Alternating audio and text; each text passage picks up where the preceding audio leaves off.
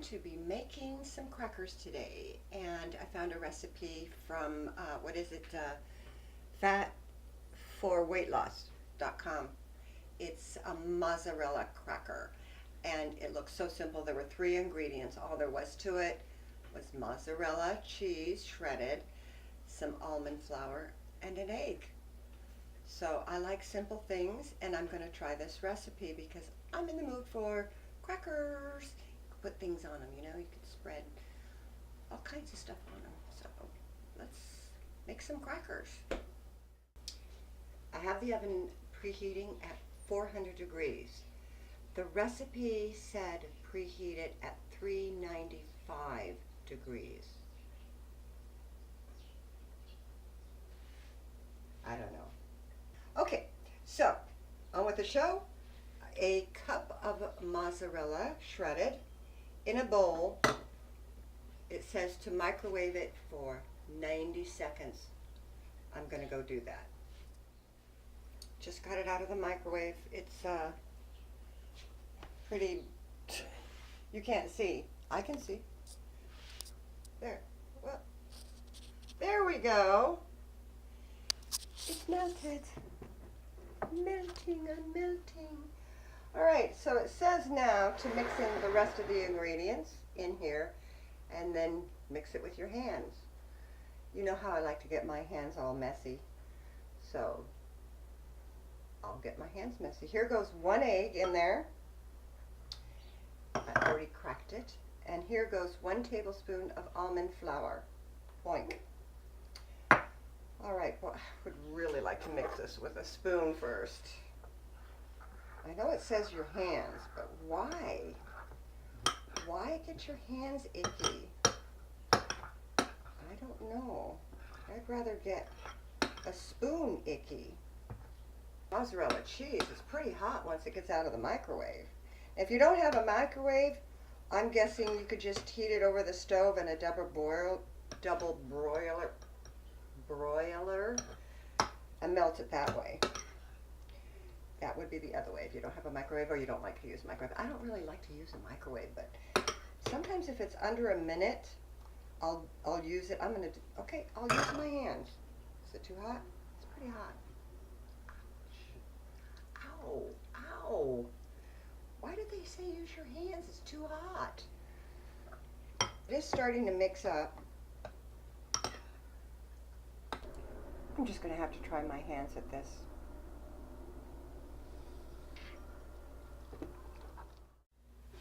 Okay, I did end up mixing it in the end with my hands. It seemed to be a little bit better. The next thing we're going to do, the egg is in there. It keeps floating out of there. How do you say that, floating out? You think you got it all, and then you don't. I have a parchment lined cookie sheet. It's flat. You know you want it flat, and my handy dandy roller pin, and another sheet. It doesn't say to use another sheet to roll it, but I can't see how this is going to work unless you do put that on top to roll it. So I have that on there, and it says to roll out.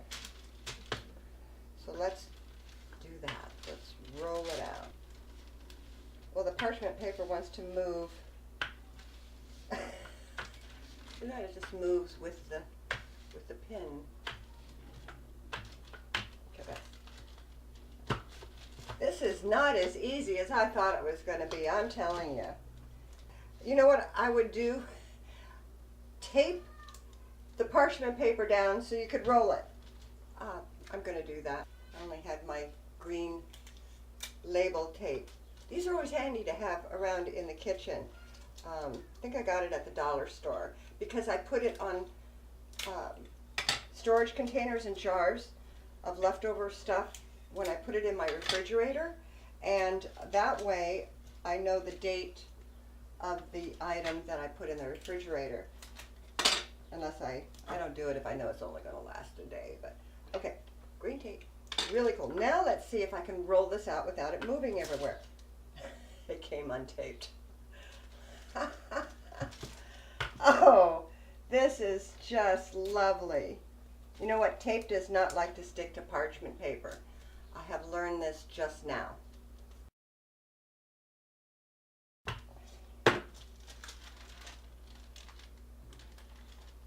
So let's do what they say to do, which is to roll it out without parchment paper on top of it. But you didn't think this recipe would take this long. Neither did I. Put the crackers in the oven for 20 minutes. Should I do that? It looks awful. Just awful.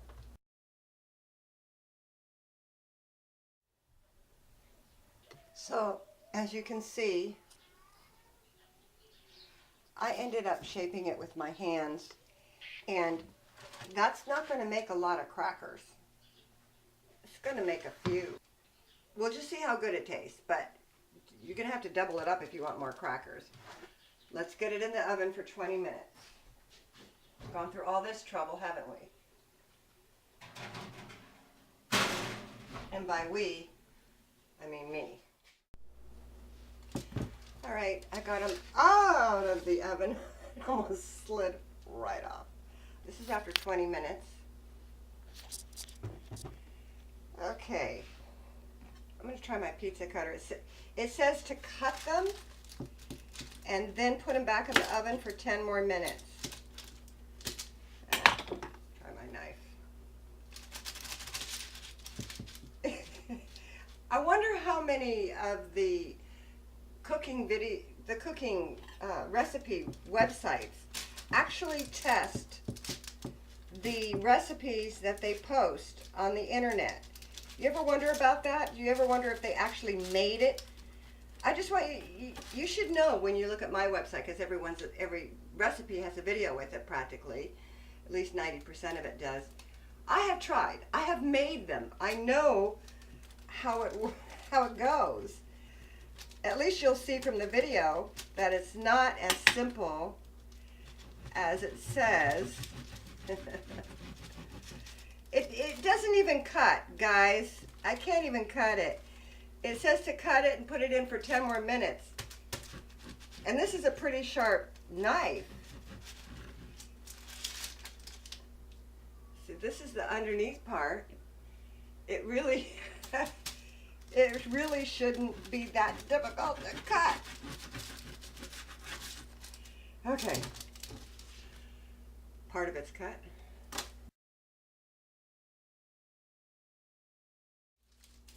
All right. I have 4 strips. Now to cut each strip in half.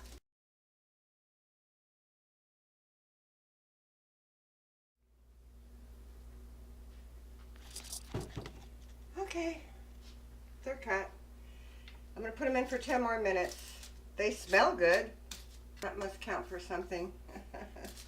I'm telling you, I know that it's easier to do the crackers where, and I've done this, where you just plop down the cheese and you put it in the oven, and then it's one ingredient, it's cheese, and you just bake it, and then you've got some cheese crackers. I think the thing with these, with the flour and the egg, is it makes it more like your floured crackers that you get in the store. Has more of a cracker consistency. So I didn't even season this at all. I'm doing their recipe straight from the book, from their thing. Going back in for 10 minutes. I got them out of the oven after an additional 10 minutes. They actually look overcooked now. Closer look. Don't those look a little bit like overdone? Let me let that cool off a little bit, and then I'll let you know how it goes. I counted these. There's 11 crackers. Why I didn't cut them up into 12 crackers, I don't know. I hate odd numbers. Okay, here we are testing. They're very crisp and extremely good. What can I say? But I think they're overdone.